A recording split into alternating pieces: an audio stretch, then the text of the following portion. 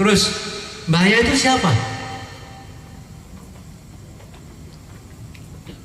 Beliau adalah Al-Haq. Ya, beliau Al-Haq. Al-Atab Al-Ghos Al-Mutlaq Ra'u Husulihi.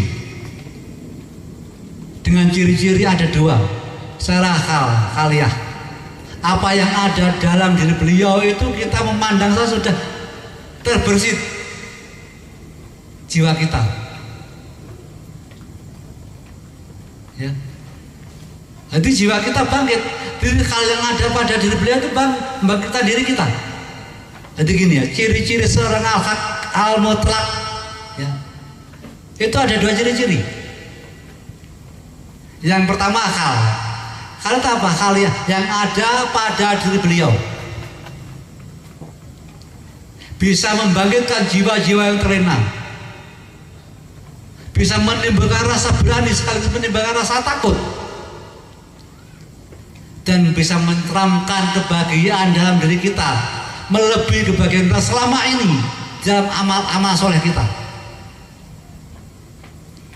Pertanyaannya, adakah sekarang orang seperti itu? Tidak ada, kecuali Mbah Yai Majid Qaddasallahu. Anaknya Safi tidak ada. Nyawangnya Safi gergeten malah enggak tahu. Safi kemelindi. Betul kan Mbah Yai. Jadi hal yang ada pada diri beliau itu adalah bisa membangkitkan jiwa-jiwa yang terlena, menimbulkan rasa berani sekaligus menimbulkan rasa takut dan keteraman di dada yang amat sangat, menimbulkan rasa berani akan meninggalkan kebejatan, berani akan berbuat baik, memperbaiki diri, menimbulkan rasa takut akan Allah Subhanahu wa Ta'ala, takut akan tidak punya rumah di akhirat. Hal yang ada pada, sedangkan kalam yang ada pada diri beliau ada dua. Kalam lahiriah. Kalam lahiriah beliau adalah satu kata di huruf langit. Maaf, satu huruf di alam langit. Itu bisa menteramkan jiwa kita, bisa membahagiakan hati kita, dan kebahagiaan yang kita dapatkan melebihi kebahagiaan kita selama ini. Satu huruf langit bila disetarakan dengan bumi, 2 sampai 3 kata dalam satu kalimat. Contoh ya, Allahumma ya wahidu ya ahad ya wajid ya jawad, sholli wa sallim wa barik ala sayyidina Muhammad wa ala ali sayyidina Muhammad bi bilam khatim wa nafasim bi adati ma'lumatillahi wa fuyudati wa amdati. Itu satu kalimat. Itu 3 kata. Allahumma ya wahidu ya ahad ya wajid ya jawad, satu kata. Sholli wa sallim wa barik ala sayyidina Muhammad wa ala ali sayyidina Muhammad, 2 kata. Bi bilam khatim wa nafasim bi adati ma'lumatillahi wa fuyudati wa amdati, 3 kata. Itu ada seorang mengamal, maaf tidak perlu saya sebutkan, itu dia Mbah Yai nyusul sama moco niki tengah jengkulo. Allahumma ya wahidu ya wajidu ya jawad, sholli wa sallim wa barik ala sayyidina Muhammad wa ala ali sayyidina Muhammad fi kulli khatin wa nafasim bi adati ma'lumatillahi wa fuyudati wa amdati. Kemudian beliau bertanya kepada orang itu, terus pundi panjenengan ngraosaken iki? Pengamal itu matur, kula sangat bahagia.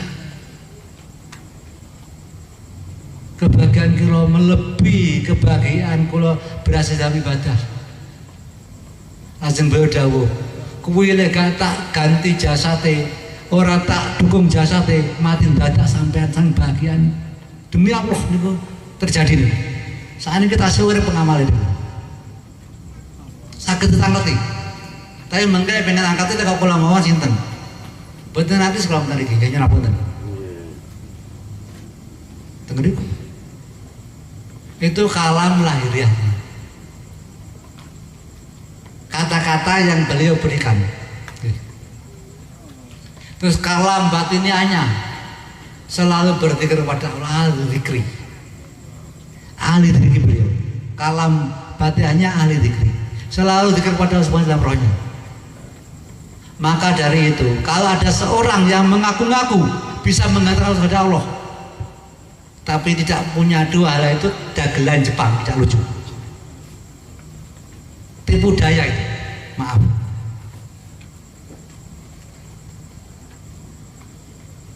Dia mau bisa mengatur kemana? Dia nggak tahu jalan. Syaratnya seorang mursyid harus bertemu dengan Nabi Khidir dan harus belajar kepada Nabi Khidir dulu. Kalau belum pernah bertemu, apalagi secara lahiriah itu jauh dari hal-hal yang saya katakan tadi, tipu-tipu. Ya itu yang dinamakan oleh Raden Ranggawarsita, Ageman Putih, ajal mau setan iblis itu. Hati-hati dalam hal ini. Karena apa? Garam dan air terlihat sama, tapi kalau kita rasakan tidak sama. Sama-sama putihnya, garam putih, gula putih. Tapi kalau kita rasakan jelas berbeda. Maka itu jangan lihat orangnya dari lahirnya. Bahaya zaman ini. Karena apa? Baik para dawuh, monggo kita sareng-sareng berjuang.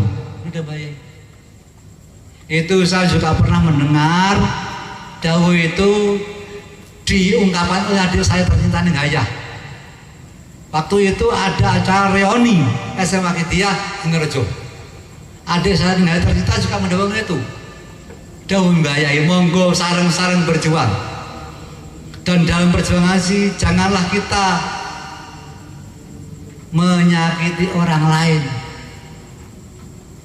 Jangan-jangan yang kita sakiti kekasih Allah yang disembunyikan. Bagaimana kita itu kalau terjadi pada diri kita? Tidak hayal, kita akan mengalami kesesaran yang tidak ada habisnya. Karena kita sedang menyakiti kasih Allah. Hati-hati dalam hal ini. Hati-hati dalam hal ini. Mbah Yaya dawuh, monggo kita sareng-sareng berjuang. Dan dalam perjuangan ini janganlah kita menyakiti orang, menghukum orang, menjudge orang. Jangan-jangan yang kita sakiti kekasih Allah yang disembunyikan. Bahaya dalam perjuangan itu. Maka itu ada sebuah kata-kata, Bismillahirrahmanirrahim, man lam yakullahu syaitani sayhahu.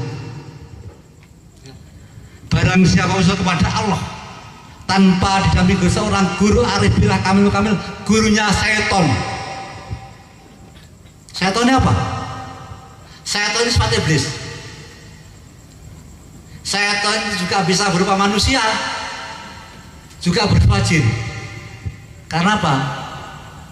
Dalam surat An-Nas jelaskan ya, minal jinnati wan nas.